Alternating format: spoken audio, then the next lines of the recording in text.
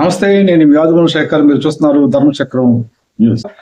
నీటికి సంబంధించి ఏ చిన్న సమాచారమైనా మిస్ కాకుండా వివరంగా సరళంగా తెలుసుకోవాలంటే మాత్రం దయచేసి ఈ ఛానల్ సబ్స్క్రైబ్ చేసుకోండి. అలాగే నా వీడియోలు వచ్చితే 10 మందికి షేర్ చేయండి, లైక్ చేయండి. నీట్ ఆల్ ఇండియా కౌన్సిల్కి సంబంధించిన వెబ్సైట్లో సాంకేతిక సమస్య తలెత్తింది.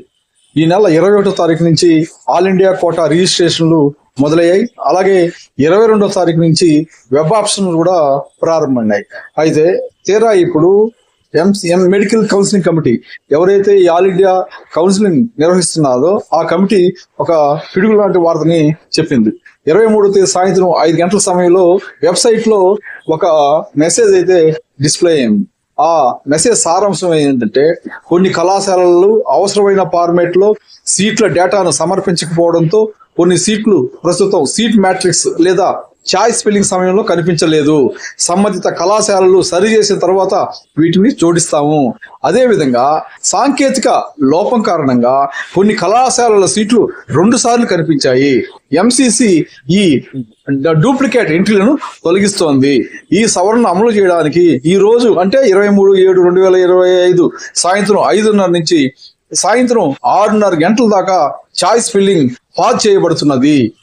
మరిన్ని నవీకరణ సమాచారం కోసం ఎంసీసీ వెబ్సైట్ ను క్రమం తప్పకుండా చూడండి అనేది వాళ్ళు ఇంగ్లీష్ లో పెట్టిన మెసేజ్ సారాంశం.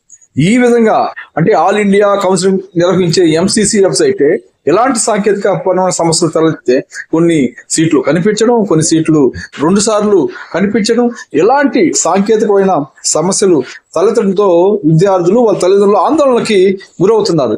ఇదేమిటి పరిస్థితి అనేసి. వాస్తవంగా 5:30 నుంచి 6:30 దాకా మాత్రమే వెబ్సైట్ చాయిస్ ఫిల్లింగ్ ఆపేస్తున్నట్టు ప్రకటించినప్పటికీ ఈ వీడియో చేసే సమయానికి అంటే రాత్రి 8 గంటల సమయానికి కూడా ఇదే మెసేజ్ అయితే ఆ వెబ్సైట్ లో డిస్ప్లే అవుతూ వస్తుంది.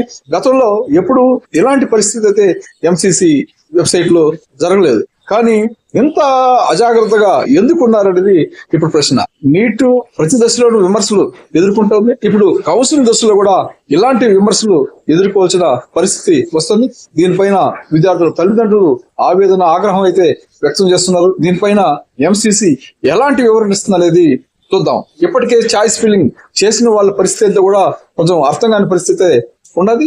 ఇవన్నిటి ఏది ఏమైనా ఇప్పటికే చాయిస్ ఫిల్లింగ్ చేసిన వాళ్ళు ఒకసారి అన్ని కాలేజీలు వచ్చినా లేదో కూడా చెక్ చేసుకోండి.